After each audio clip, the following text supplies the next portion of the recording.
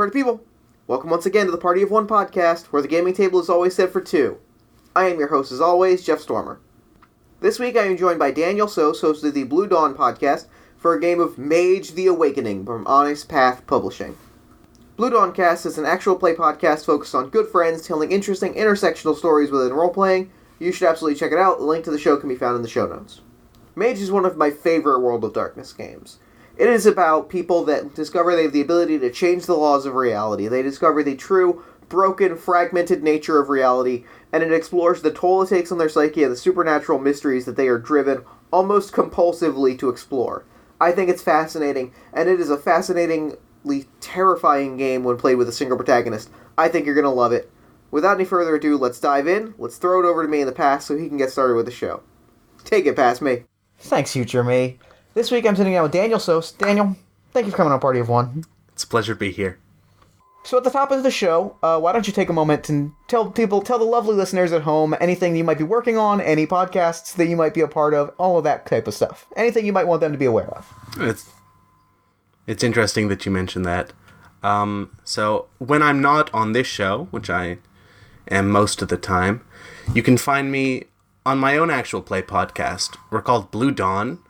And we just started. We are an actual play podcast, and we're just dedicated to telling a good story with good friends. We don't really have any specific goals. We just like telling stories, and we hope you listen to ours. You can find us on SoundCloud at Blue Dawn Cast, and we're on iTunes too. Excellent. So this week we are playing Mage the Awakening, 2nd edition, from a company called White Wolf. I hear good things from them. I think they're Onyx Path now. Oh, are they? Did they get rid? Are they no longer? Yeah. Feel like they could have kept the wolf theme at least. But they got bought out. Did they? Oh, yeah. Well, that explains it. Yeah, they got bought out by the people who make EVE Online. Oh. Yeah, right? Surprised that they have the money to do that. But okay. Yeah. We are playing Mage the Awakening 2nd edition from Onyx Path, which I did know in retrospect. But anyway, it is a game about mysteries, it is a game about hubris, and it is a game about wizards. Wizards. So, why don't you introduce your character this week? Okay, so when I was making a character for Mage the Awakening, I really wanted to focus on something that I feel Mage the Awakening kind of glosses over, which is how scary magic is. So, in Mage the Awakening, there's a lot of political systems, there are like networks of wizards all over the place, and I wanted to make a character who had no access to any of those, just fucking floundering. Can I swear? Yeah, just, go ahead. Okay, just fucking floundering. And so I made a character, and their name is Ainsley. And Ainsley is a 27-year-old grad student. They're doing their master's in philosophy right now at Temple University in Philadelphia. And a couple of months ago, they started having really bad dreams. And these dreams focused on them climbing a big tower. Just a big tower in a vast gray waste. And as they climbed this tower, they became aware that there was something behind them. Some terrible thing that they could never quite articulate. And these dreams got so bad that they stopped wanting to go to sleep. So, they started doing anything they could to keep awake, Nightmare of Elm Street style. Sure. But eventually, your body just shuts down, and when they shut down, they, Nightmare of Elm Street style, entered that dream for real. And they were on the tower, and there were monsters chasing them. And they climbed, and they climbed for what seemed like an eternity. And when they made it to the top of the tower, they could see the world. And they could see that these monsters weren't monsters. They were just reflections of their psyche. They were just, they were just connections, just chains. When they shed those chains. And when they woke up, they could cast magic spells. So as you do. Yeah, this is what happens. And it's been about a month since then, and Ainsley hasn't left their house since then. They've been experimenting with magic. They've been receiving strange missives from a concerned person in the mail, but other than that, they are very scared and they're very alone. So it's been about a month. Okay. Yeah. They've been missing classes. They have been, like, trash is piling up. Like you said, they went out to do laundry once or twice, but they've pretty thoroughly run out of clean clothes. Mm-hmm. And they're almost out of food. How is Ainsley, is Ainsley doing anything other, like, does Ainsley have downtime, I guess is my question. Are they checking the news at all, or are they browsing the web at all? I think, Ainsley has, like, kind of devolved into nothing but downtime at this point. Okay. When they're not experimenting with their magic, they're all over the internet. Sure. Yeah, just kind of trying to decompress, and they're trying to convince themselves that what is happening to them isn't. It's not working. Yeah. So you're browsing you're surfing the web one day, just trying to unwind, right? Mm-hmm. And suddenly, Philly Twitter blows up. Oh shit! A whole lot of people. Suddenly, you just start seeing pictures of people, all ages and walks of life, taking selfies around the Temple campus. And it's a section of campus that you remember it was just kind of an empty sort of construction to be. Mm-hmm. Sort of like a gravel pit, basically. Oh shit. They're taking pictures around this beautiful, brand new, shining library. Ooh. I just got a picture of that library in the Discord chat. It's beautiful. Yeah, there's a whole gallery of pictures. Holy shit. You're seeing all these pictures, and the news reports that are coming in. Mm-hmm. The news reports that are coming in, you're seeing people being like, overnight returns, library pops up 2 years ahead of time. And reports from construction workers that are like, yeah, we were working fast. Crazy how that works. Jesus. But, yeah, this really beautiful library seems to have popped up out of nowhere. And, you've been out of it for a month. But, you don't know that you've been out of it for a month. You don't know that... Yeah, this was a gravel pit a couple of days ago. Yeah. As far as I know. Yeah, as of a few weeks ago when you were comfortable leaving your apartment, this was a gravel pit. And now it is a very beautiful library. Okay. So, in Mage, all mages have things called obsessions, which are kind of like magical mysteries that drive them. And Ainsley only has one, and it is finding evidence of magic. And I think when they're looking at all these pictures of this beautiful library, right, this avant-garde masterpiece, they think, well, this is probably a coincidence. But what if it isn't? Honestly, what if it isn't? And I think for the first time in a month, they put down their computer and they get ready to leave the house. It's been a while, but they're going. Excellent. Mm-hmm. So, you leave your house. Mm-hmm. You hop on the Broad Street line. Mm-hmm. And you head towards Temple campus. Mm-hmm. Right. You head to the campus.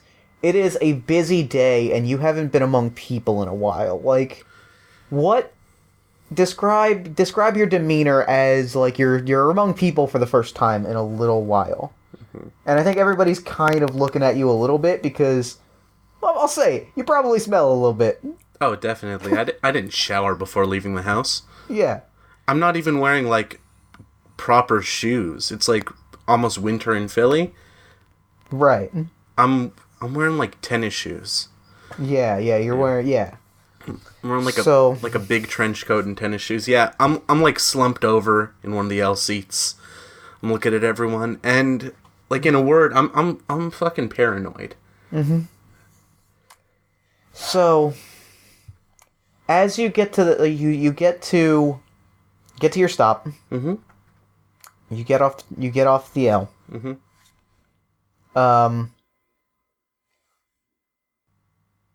You immediately feel something.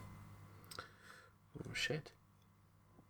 Describe your mage sight to me. How does it manifest to Ainsley? Particularly their particularly their peripheral mage sight. So, Ainsley's peripheral mage sight. Have you ever seen the movie Vertigo? Yeah. It's that Vertigo effect, except it happens to real life. Sure. Like, it seems like they're getting farther away from reality, and cool. Like, everything is coming up to meet them. So you step off of you come out of the Broad Street line. You're immediately kind of, you feel it already. And you're still a few blocks away from where the library is supposed to be. Mm-hmm. But you're already kind of getting that woozy, almost migraine-y type effect. Shit. Like, something here isn't right. And, like, the closer you get, the more your brain is starting to, like... At first, it's sort of calmly like, it's coincidence. It happens. Construction is weird like that. And the more you get, sort of the tougher it is to walk. Mm-hmm. You start to feel like, like your brain now starts to scream, it has to be a coincidence. It has to be a coincidence. Because otherwise... as you come up to the library, you realize there is no otherwise. Or you realize there's only otherwise. Oh, fuck. Shit. A couple of weeks ago, Ainsley got a letter that just says, there will be times where you want to turn away, fall forward.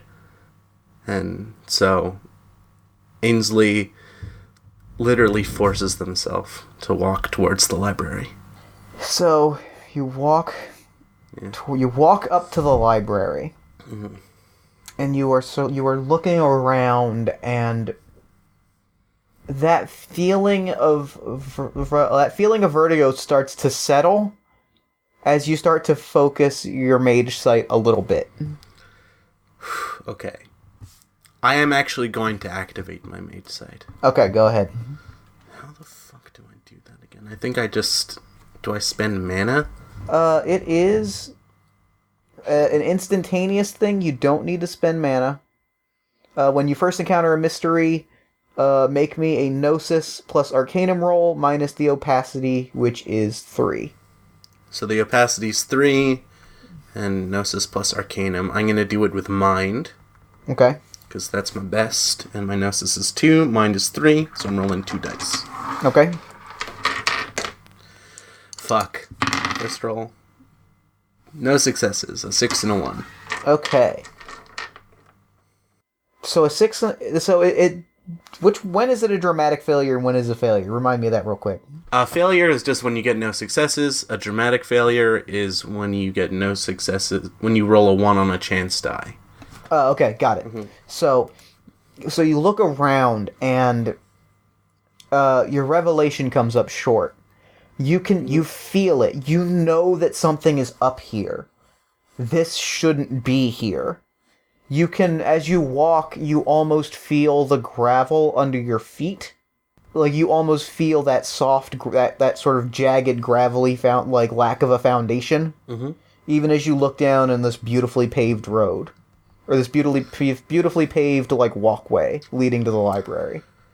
Something, like, isn't right here, but you can't figure out what it is.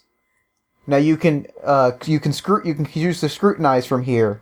I would definitely like to scrutinize this mystery. Okay. But before that, I'm going to cast a spell. Okay. I'm gonna make this. It's gonna be an improvised spell, but it's along the one. It's gonna be a space 1 spell. Okay. So it's a knowing of space. I just want I want basically a mini map. I want. Sure. And that might not be the best description, but like I want. No, I got exactly. Yeah. I know exactly what you mean. You want to see like the layout of this weird library. Yeah. Yeah, absolutely. As best I can. Sure. So I'm gonna. So, it's neither a rote nor a praxis, so it's improvised. Right. But it's one of my primary arcana. I don't need to spend any mana. Cool. And since I've got space 2, I've got 1 point. Now I've got 2 points of reach. Right. You can go beyond that. I can, But if it was paradox. If I want to incur some paradox, I will. I'm going to move the casting time from standard, which would be 3 hours, to instant, which is 3 seconds. And I'm going to... What do you think the spell factor of this is? Is it duration? Is it range? I'm going to say duration. I think that makes more sense than range. Okay, so then I'm going to spend 1 more to increase the duration from standard to advanced. So okay. Yeah. So it'll last 1 scene per success. And then I get to determine my yantras, which I really don't have any. I have 1. I've got a path tool, which is my... Ainsley literally has a spell book. Right. Like, it's a little leather-bound journal that they write in sometimes.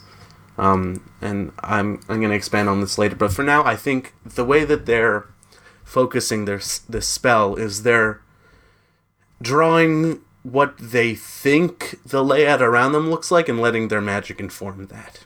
That makes sense. That's cool. I like that a lot. Yeah. Yeah. So make me that roll. So it's Gnosis plus space plus 1. So that's... My Gnosis is 2, my space is 2, plus 1 is 5 dice. And I got 2 successes. Okay. An 8 and a 9. So, you put pen to paper. Yep. You start out by kind of like drawing, sort of tracing over like what you can see of the perimeter. And your pen starts to move. And you close your eyes and your pen keeps moving. And you open it and you see the layout of... this library. But as you're looking at it, the ink is smearing a little bit. Oh, shit. Well, but like it's clear now, but like you can see that like for whatever reason the ink that you used it on, the ink that you used to draw it on is especially wet. This map we'll say when you close the book, It'll be useless? It'll smear and the map will have faded away. So at the end of the scene, so as long as you have the book open, you've got a map. Okay. And you see that it's a lot of... You've drawn maybe like 3 stories, like 3 floors, which maps roughly to the... Which maps roughly to the... Oh, fuck. Sorry. Took me a second. Which maps roughly to what you can see outside. Like, you can see it's a 3-story building. Alright. Cool. And you've drawn, and you're looking at it, and the floor plans that you've laid out on this map don't make sense. Like, rooms are in shapes that rooms shouldn't be in. there's a lot of, like, structures. There's this... If you look... You can see, like, through the windows, there's these huge dome, like pillars, but they're huge domes with holes in them. And, like, it's real weird. If you actually look at the pictures, which I will put in the show notes, it's a lot of weird geometry. Yeah, this is like a very strange place. Yeah. Underneath the drawing of the map, Ainsley writes, "Some powerful fuckery at work," and like just keeps the book open in their pocket. Okay, yeah. Mm-hmm. So that's what you've got. You've got a map. I'm going to ask you also to make me a roll. Sure. You roll when you're resisting something, right? Yes. Yeah. You roll a clash of wills. So I roll. Yes, that's what I was. Yeah. So I roll resolve plus gnosis. Yes, and I'm going to roll gnosis plus arcanum. All right. I got 2 successes. I got 1 success. Okay. You feel something like you feel that vertigo effect again. And it had kind of settled down since you were in the library, so you get the sense that it's not that. And then you feel almost the hairs on the back of your neck start to stand up. You know that feeling like when a shadow comes over your back and your hair in the back of your neck stands up, and you kind of get that shiver? Mm-hmm. You get that. I think this is the first time Ainsley has ever been targeted with magic. I think. Is that what's happening? Yeah. Okay. Ainsley like turns around and just like stares out into space for a second. You see nothing outright. But you also you see nothing but you're something. You get that feeling like you're like somebody is watching you, but you also that feeling goes away. Like the hairs in the back of your neck calm down. You feel like somebody's watching you, but you almost feel lost in the crowd. You know what I mean? Mm-hmm. I understand. Somebody's watching you, but they don't have their eye on you. Well, that's reassuring, I guess. I'm going to finally scrutinize this mystery. Okay. What will I need to roll to do that? To scrutinize a mystery, you'll spend a point of willpower to activate scrutiny. Okay. While scrutinizing, the penalty for rolls unrelated to magic increases to -3, as you are receiving information that is leaving you unable to interact with the fallen world in any meaningful way. Okay. That's... The scary. thing that you'll roll, and I will describe that more in detail. You're going to roll Gnosis plus Arcanum. Okay. And this is an extended action. Okay. So extended actions mean that I have a target number of successes that I'm trying to meet, right? Yeah. Mm-hmm. Okay. Oh, wait. The player does not have a target number of successes. Instead, every time you reach a number of successes equal to the mystery's opacity, the opacity goes down by 1. Okay. So as you're rolling, I'll sort of describe what you're experiencing and what you're seeing and all that. Okay. So, Gnosis plus Arcanum. I'm going to do Mind again, because Mind is my highest. Sure. And it's not minus anything. It's just a straight up roll. And... Hold on 1 second. I just got to check to see, because I've got a merit, and that merit is Trained Observer, and I want to see if it applies in this situation. What the hell are the merits? Probably before that. Yep, here they are.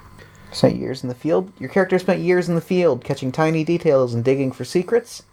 Anytime you make a perception roll, you benefit from the 9 again ability. Oh, but this isn't a perception roll. No, this is a scrutiny. Yeah. Shit. Okay. Well, Worth a shot. yeah, I mean, you gotta. Let's do this. I got 1 success on my first roll. Great. So, you spend a few moments sort of like closing your eyes. You hear the voices of people, like all the people around you. You hear their voices, and they're all kind of fading into white noise. The white noise, like, they're all fading into white noise. Sort of a monotoned hum. Almost, yeah, the monotoned hum of the sleeping. You feel it in your bones. You feel it, and you, at the heart of the library, you hear a note that is not white noise. You hear almost a low rumble. Or like a pulsating. Deep and bass-like. Almost a heartbeat. You feel something awake. You feel awakened magic. I'm gonna try and focus on that heartbeat. Okay. I'm gonna try and listen to that more. I get to roll again. Hold up. I dropped a die. Mm-hmm.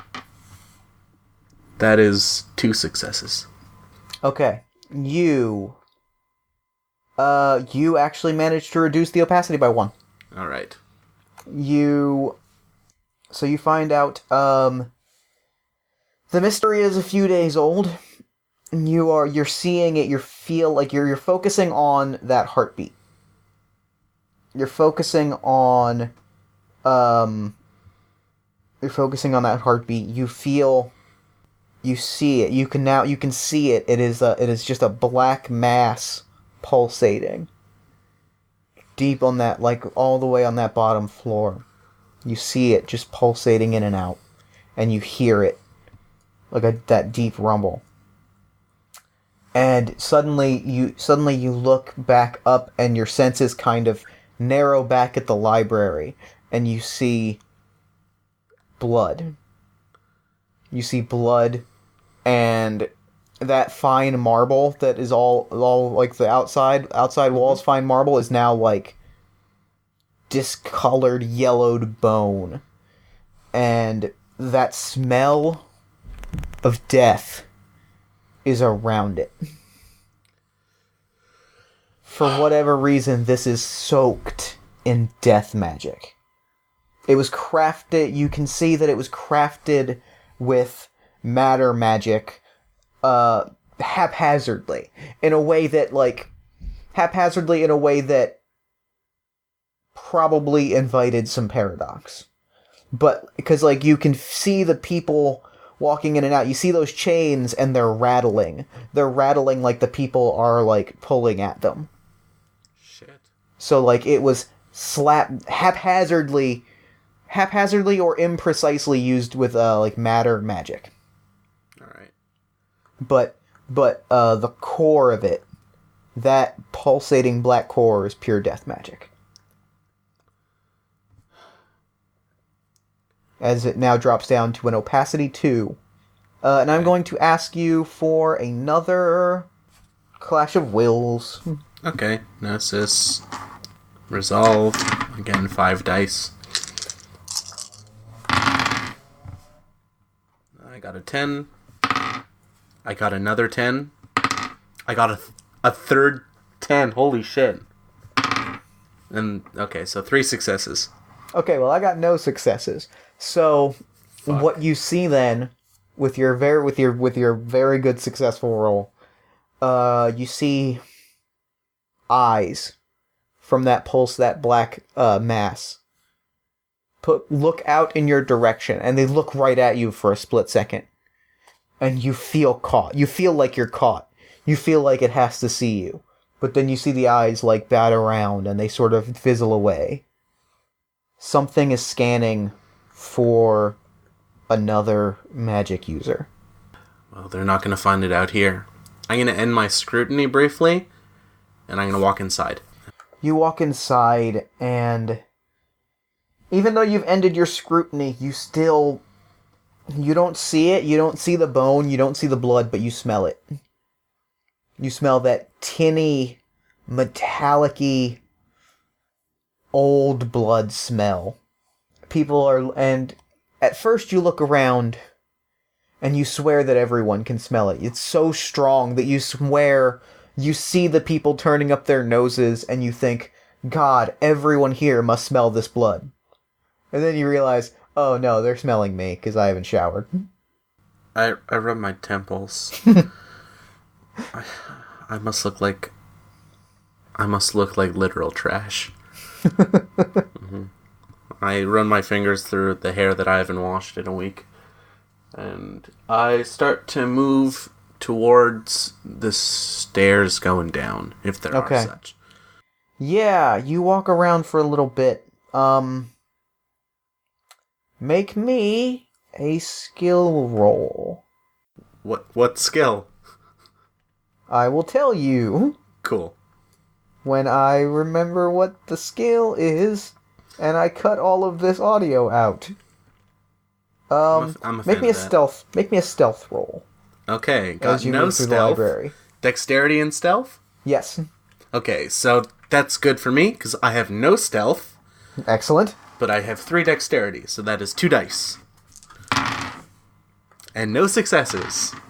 Excellent. I will make a persuasion, or a perception, and... Usually it's wits plus composure. Got it. Okay. Then I will make a wits plus composure roll. You got no successes. Mm-hmm. I got 1 success. Shit. So... Can I make a roll to notice somebody noticing me? Yeah. Okay, so in fact, you can make, you can do that, or you can use magic to, like, sense, like, mind stuff. Yeah. I guess I'll do that. I mean, you can just do the perception if you'd like, or you can do wits composure if you like. It's up to you. I'm gonna do wits plus composure, because I have a spell idea. Okay. For after this. So, my wits is 3, my composure is 3, and I've got trained observer, which means I get 9 again. So, normally I'd reroll 10s, now I reroll 9s and 10s. Cool. And I got 2 10s. Cool. And that's it, so 2 successes. Okay. They're gonna roll dexterity plus stealth. I like this little cat and mouse game. They got 1 success. So... You're walking, and you start to go down, you see someone... You see, like, I guess a library security guard. I mean, that's gotta be them, right? Why else would an old white man with graying temples and an ear protector be looking at you along one of the... Like, up from one of the stairs along one of the, like, guardrails? I mean, it makes sense that a security guard would be watching you because you're smelly and unwashed. Yeah.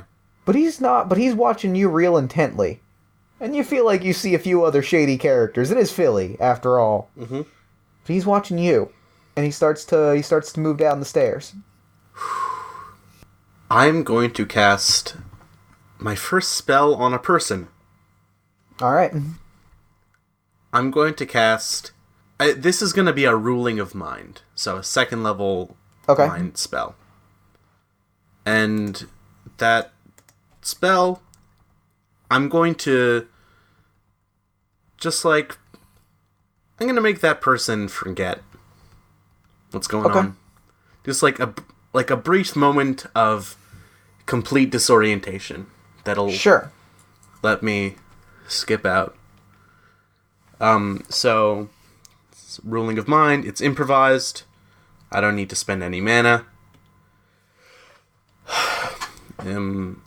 It's a ruling, and I've got 3 minds, so I get 2 free reach again. I'm gonna make it instant. So, what do you think the primary spell factor is? I don't think it's scale. I would say range. Range works. Because they're ways away, so I'd say range, yeah. Yeah, so I'm going to move it into advanced range, so what I can see.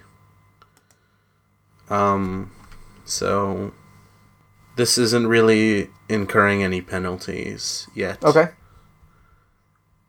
And then I'm going to see, I can't use a mantra or runes because I don't know those.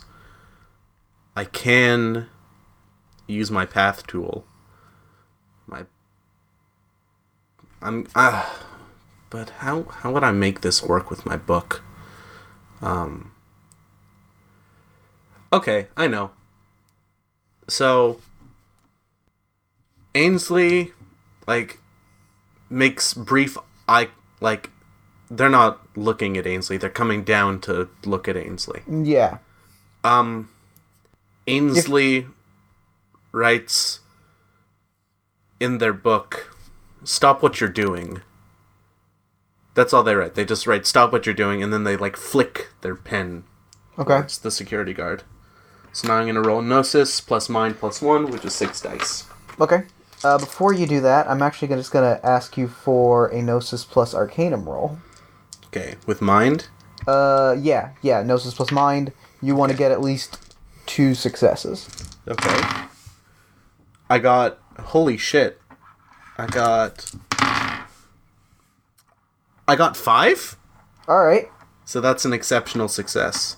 Alright. Well, I don't Sorry. think an exceptional success in a Clash of Wills does anything, so I think you just cast your spell as normal. So go ahead. Okay. So now I get to roll again. In fact, I'll give you a +2, though, because you got an exceptional success. Oh, shit, word. So that's 3 successes. Okay. Yeah, okay. So you do that, and they stop dead in their tracks. Okay. They put their ear... They put their finger to the earpiece they have in. You see them whisper something, and then they just walk... They walk back upstairs. Or they continue walking downstairs, but they, go in an entirely different direction. Alright. They just forget having ever seen you.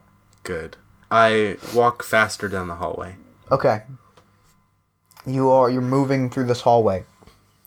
Also, can I just say, after doing that, I feel sick. Oh, sure. Yeah, Ainsley's been studying Foucault for the past several years, and just to rob somebody of their liberty so completely is terrifying to them. But weirdly exhilarating. Anyway, they're walking down the hallway. Yeah. So, I'm not going to make you roll for it, but you see a few other people in those same suits. You see them walking around with their earpieces. You see one of them, you watch as she's walking, she's got her eyes peeled, she's looking for something, and suddenly she freezes. And you see her close her eyes, and her hand sort of moves to a rosary around her neck. And she starts counting it. And you see her eyes drift down to the bottom floor. And then she breathes deeply, and she goes back to looking for something. I'm going to scrutinize the mystery again. Okay. So I'm going to spend another point of willpower. Great. And I'm going to roll Gnosis plus Mind. 5 dice. 5 dice. That is 2 successes. Okay. You knock it down to opacity 1. You are starting to get into the deep truths of this mystery. Holy shit. You sense magic in the air, right? You're surrounded by this magic. You're in this magic. That pulsating, that sort of those deep bass notes, you feel them in your feet now. It's It is like a blown up subwoofer in a car, how everything is shaking around you. It is pulsating, and it is touching you in your core. But you also hear twinkling. You hear twinkling coming from the left and to the right. You hear one upstairs. None of them are coming from downstairs, but you hear them, these twinkling bells around. But they're not connected to the bass notes. You know what I mean? They're not part of whatever formed this library. There is other magic at play. And the other thing, you feel... Oh, I know what the other thing you discover is. Okay, shit. That's a scary tone of voice. That rumbling in your core. It's starting to burn. It's physically starting to burn you. You just feel this heat, and it is it's like somebody slapped a sunburn. And it's coming from... Does Ainsley have a knapsack or a messenger bag or a messenger bag or something? Yeah, they have like a messenger bag that they wear at their side. It's coming from the exact spot on your messenger, from the exact spot on your side where your messenger bag is. I sit down and I open the bag. You start piecing through it. You have all of your notes about these coincidences. Mm-hmm. You have all of your notes about, like, all of it. You have all your things. Mm-hmm. That letter from Roxanne. Jesus. You pull it out. Mm-hmm. Ash. It burns to ash. And that ash starts swirling around. No. And it starts pulsating. A black, inky mass. I'm like backed against the wall. And then it dissipates. You have reduced the mystery to opacity 1. Fuck. So, it's still coming from below me, right? Yeah. In fact, I'm going to ask you for one more Clash of Wills. Jesus. Shit. Okay. Resolve this. No successes. I got 2 successes. As you start to fade out of your scrutiny. Well, are you done scrutinizing, or are you going to keep going? I was going to finish scrutinizing. Yeah, okay. So you look around. You see those twinkling lights. You see the twinkling lights. You hear the bells. You feel those bass notes. You kind of scan around and you realize you don't see that black mass in your eye line anymore. Your eyes go wide. You close them briefly. You swallow. You look down. The black mass is on the floor directly below you. In the exact spot where you are standing. And you see its eyes are directly upon you.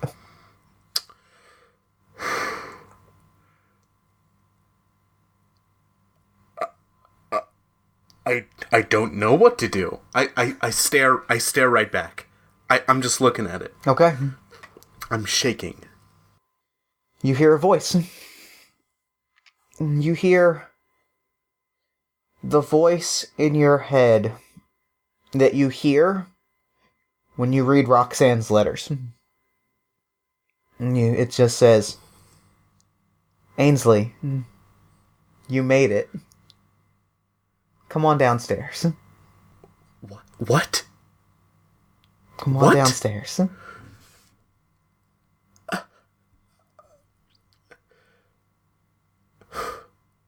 Okay. And then Ainsley gets up, slowly, still kind of shaking, and they walk downstairs. Like, they just walk right over Okay. to all those congregated people. You walk down the stairs. You pass several of the people in suits. Mm-hmm. You're still in scrutiny mode, yes? You're still scrutinizing. Are you still scrutinizing? No, I can be. It's up to you. No, I don't think I am. Okay. Then you pass several of the people in suits, and there you see the lady still counting on her rosary beads and still looking around. You see the man with the graying temples standing back on that guardrail looking as though he had never moved to begin with. And you move downstairs. It's this zigzagging staircase. It doesn't make sense. You swear at one point you go upstairs to go downstairs. The stairs don't make sense. You get to the bottom floor.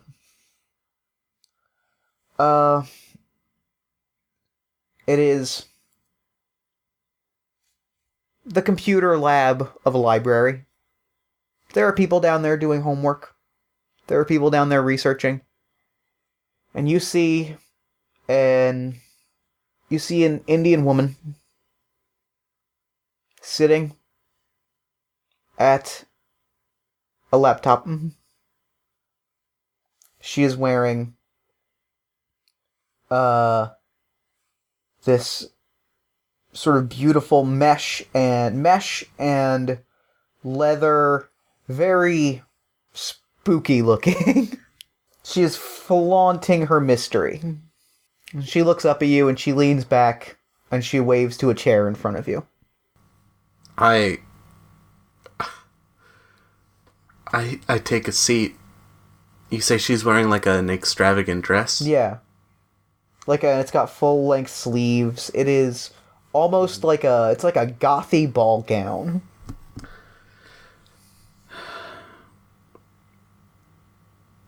God. That's beautiful. So I sit down and I say, Roxanne? Ainsley, you made it. I'm so... Did you have to wear that dress tonight? Of course. Walk the streets for money? You don't care if it's wrong or if it's right? Yes, You are the Roxanne! 17th... You are the 17th person to make that joke. 17th. I'm nervous. I'm real nervous. I'm fucking terrified. She's... So, she says that to you. She's like, you're the 17th person to make that joke. But I forgive you. I literally say, I'm so scared. I didn't know what to say. So, she says, you made it. I'm so proud of you. Now we can begin in earnest. Begin? Of course. We can begin our great work in earnest. Are we turning lead into gold? And she says, my dear Ainsley, what we are gathering here is so much more valuable than gold. And her eyes drift. Jesus. And her eyes drift around to all those people. All of those people sitting on those computers. All those people that, drawn by the promise of this suddenly appearing, really neat high-tech library, came to this place where a Moros mage sits among them. And she says, so much more valuable than gold.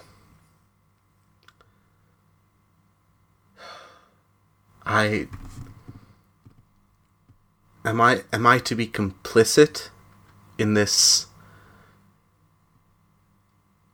whatever it is. I had hoped. I did not want to do it alone. I'm not mad after all. I'm going to scrutinize for a final time. Okay. 5 dice. You only need 1 success. I have a merit called Destiny. Alright. It gives me a pool of 4 dice that I can add to any roll. Okay. I'm going to add a die. Okay. Just in case. I did not need it. I got 6, 7, 8 successes. Holy shit. Extraordinary success. Extraordinary. Oh god. Okay. Your mage. You close your eyes and you feel that vertigo sensation. And this lovely older woman that sits in front of you starts to turn into a black inky mass and is pulsating, and your chair is shaking, and from her face the skin melts away and it is a skull, and finally that mass starts to look familiar to you. It's flowing fabric. It starts to wrap around her to form a ball gown? No. A robe. Oh, dear That God. person that you've been taking so many lessons from. You've been learning from a reaper. But the extraordinary success is the twinkling upstairs. You see that staircase behind her. You see that staircase and the weird angles that don't make sense. You lock eyes on them and, you know, that vertigo effect, the room is starting to bend and proportions are starting to change. That staircase straightens out. It becomes just a normal staircase for a moment. And then it starts to collapse on itself and form a ladder? It's a ladder, and it points upstairs, where the twinkling lights seem to have gathered for a brief second, glistening in their silver glory. And you look at this silver ladder for a long time, and you look at the Reaper in front of you.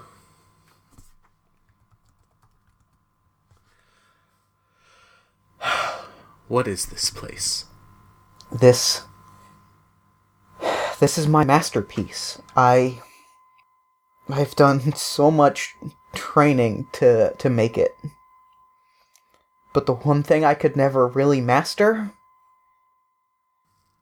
was how to bring them here. Sure, I could draw them in initially, but the illusion will fade. You can tell they're already smelling the blood. Hearing that is a tremendous relief.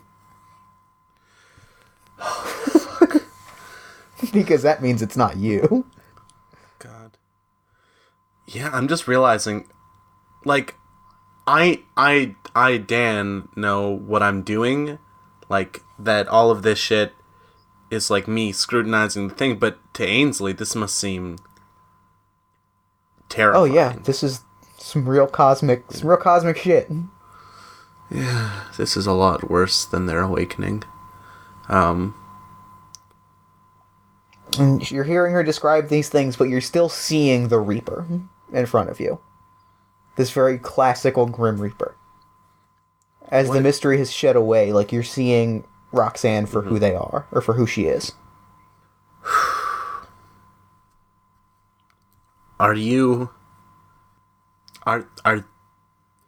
Is this killing them?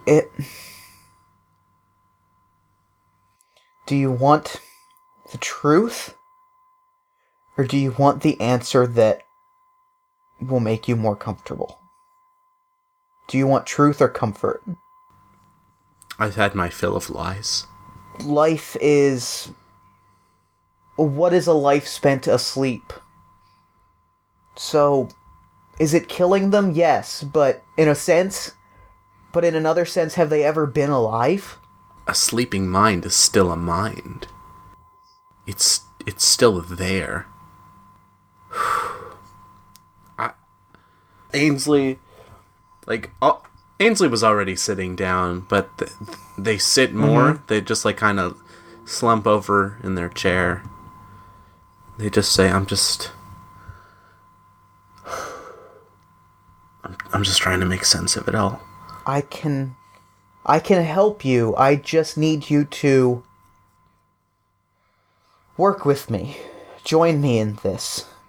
Accept your destiny at my side.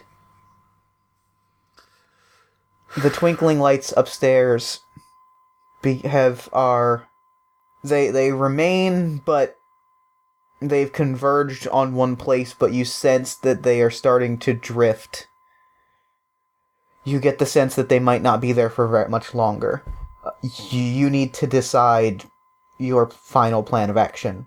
Whether it means joining Roxanne, whether it means reaching out to the twinkling lights upstairs, whether it means insert exciting third option here.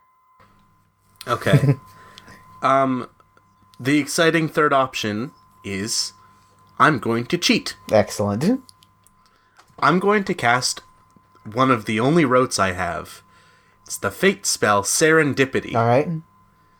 This spell grants the mage a momentary glimpse of all the potential roads her destiny may follow to her desired destination, which allows the mage to identify the next step she must take to accomplish a stated objective. And just to be clear, Ainsley's pronouns are they, them. The book says she. Upon casting, the mage receives a clear omen that suggests a course of action that will lead her closer to her goal.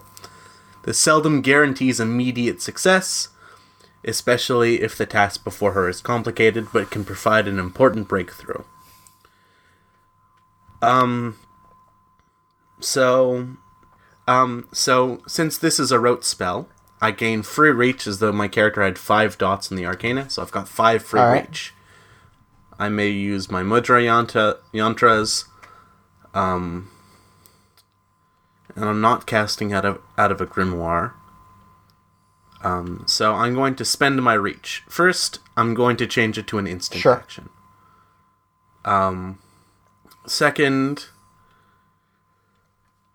would you reason that, for achieving my goal, getting such a clear glimpse of the future would give me, extra dice? Yeah, I'll call that, yeah. I'm going to spend 2 reach to get 2 extra dice. Okay. And now I gotta roll. So, I got my yantras. I've got my mudra, which for serendipity is academics. And then I've got my path tool. Actually, no, I don't think I have time to use my path tool here. So, then I get to roll. So, before you roll, describe to me what this looks like. Are you just, closing your eyes and picturing? Are you, running through theoretical situations in your head and seeing which one feels the most realistic? What does your casting of the serendipity spell look like to Ainsley? So Ainsley imagines themselves back on top of the tower for a brief second. And then they just look around. Okay. They look and they see all the paths. They see the chains. That's awesome.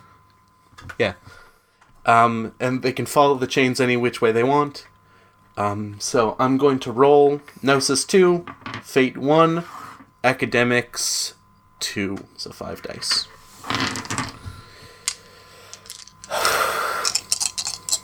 Oh, and also I have to spend a point of mana, because this is not one of my main arcanum. Okay, that's a 10. 1 success. Okay. That's all you needed. That's all I needed. You look out over this path and you see... What is your... let me ask you, what is your goal here?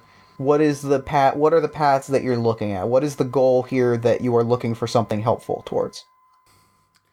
I'm trying to come out of this alive and relatively stable. Yeah. You see one chain rise above the others. Straight up into the sky. Like a ladder. You look at it, and it is...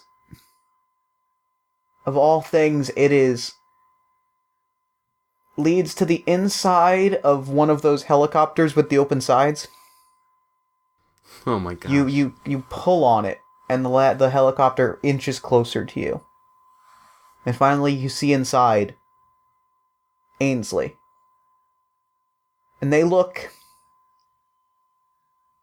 I wouldn't say happy. But alive. Sad? Satisfied? Not necessarily.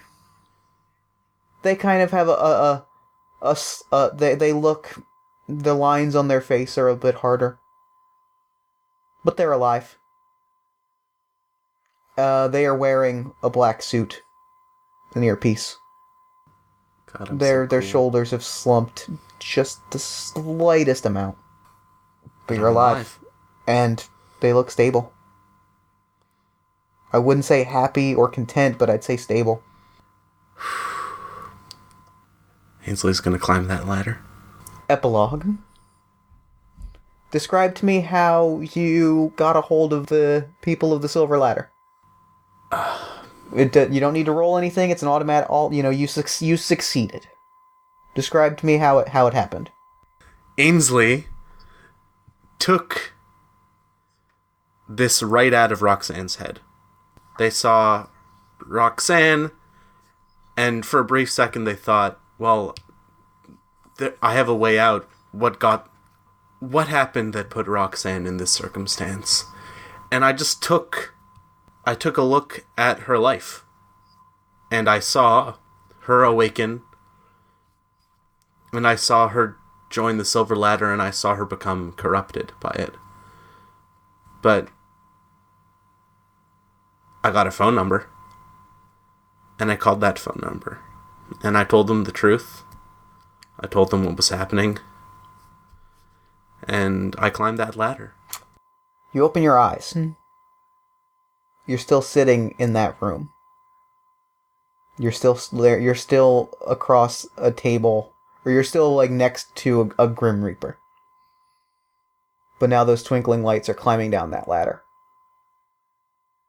You realize that whatever happened, whatever that moment of finding that phone number, that was you must have sent that mental message to one of those lights upstairs. Black suits flood the basement. I turned to Roxanne.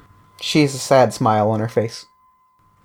One of Ainsley's praxises, which is not a rote, is called psychic domination. So, Ainsley sees Roxanne smile and says with as much venom as they can muster, "You have nothing to smile about. Sleep, don't dream." You say that, and you feel the pushback. Roxanne is very powerful. Powerful enough that you see her start to slag, and she just says, "I really am proud of." And she slumps over.